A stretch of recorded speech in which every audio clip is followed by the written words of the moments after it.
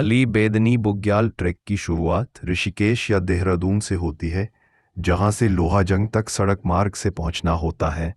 दूरी लगभग 220-250 किलोमीटर है और सफ़र में 10 से 11 घंटे का समय लग सकता है। यह पहाड़ी रास्ता अलकनंदा और पिंडर नदियों के किनारे से होकर गुजरता है।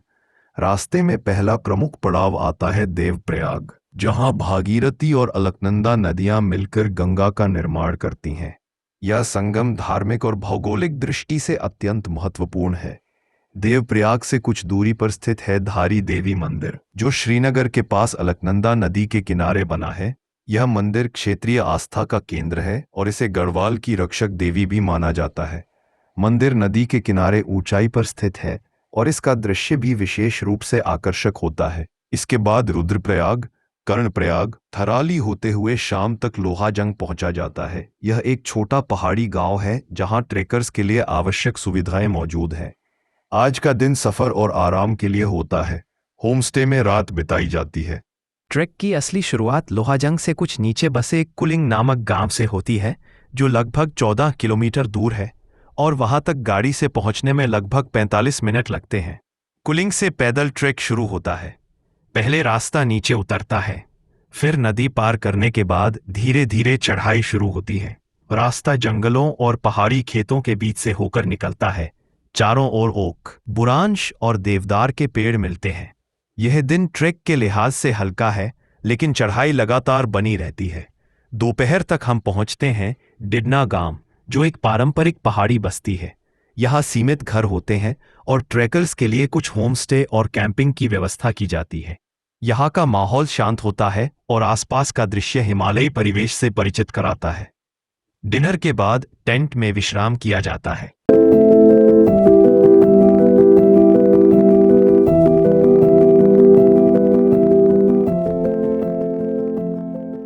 आज का दिन ऊंचाई और दृश्य दोनों के लिहाज से महत्वपूर्ण है। डिडना से ट्रैक की शुरुआत चढ़ाई से होती है, जो शुरू में जंगल के रास्तों से होती है। जैसे जैसे हम ऊपर बढ़ते हैं, जंगल विरल होते जाते हैं और खुला परिदृश्य सामने आने लगता है।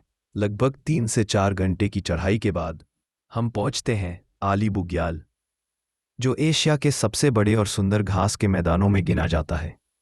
यहाँ दूर दूर तक फैली हरी घास, नीला आकाश और हिमालय की बर्फीली चोटियां जैसे त्रिशूल और नंदा घुंटी देखी जा सकती हैं।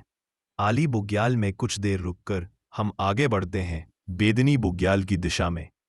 रास्ता हल्का उतार का होता है और मौसम साफ हो तो आसपास के पूरे क्षेत्र का विहंगम दृश्य दिखता है। आज का कैंप आली और बेदनी के बीच एक समतल स्थल पर लगाया जाता है, जहां हवा अपेक्षाकृत तेज होती है और रात का तापमान कम हो सकता है। यह स्थान ऊंचाई के अनुकूलन के लिहाज से भी उपयुक्त होता है, जिससे अगले दिन की चढ़ाई में सहूलियत मिलती है।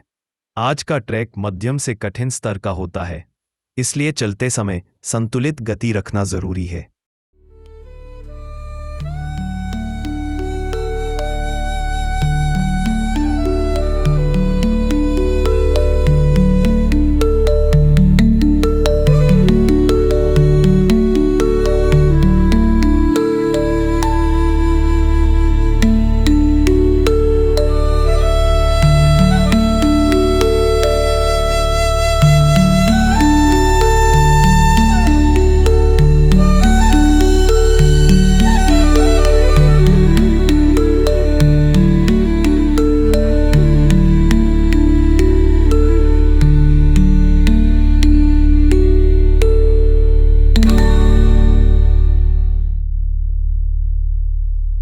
सुबह कैंप से निकलकर कुछ दूरी पर स्थित बेदनी बुग्याल पहुंचा जाता है।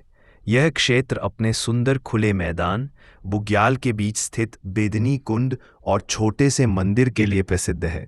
कुंड के आसपास का क्षेत्र ट्रैकर्स और स्थानीय लोगों दोनों के लिए पवित्र माना जाता है। यहाँ से हम आगे बढ़ते हैं पातर नचौनी की ओर, जो रूपकुंड ट्रैक का अगला पड़ाव और आधार शिविर भी माना जाता है। दूरी लगभग 4 से 5 किलोमीटर की है, लेकिन ऊंचाई धीरे धीरे बढ़ती है। रास्ते में मौसम तेजी से बदल सकता है।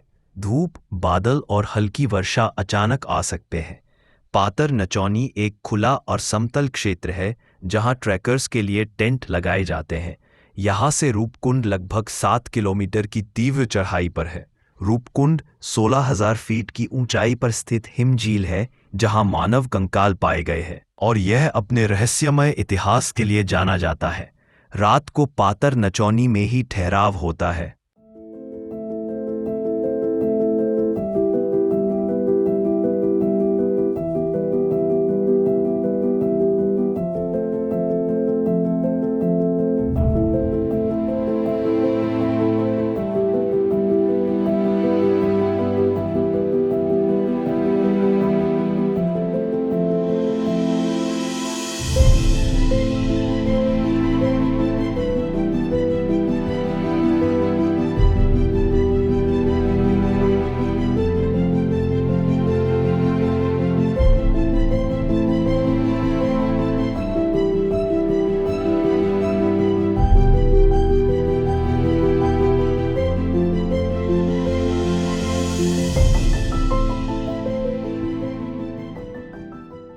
आज ट्रैक का आखिरी दिन है।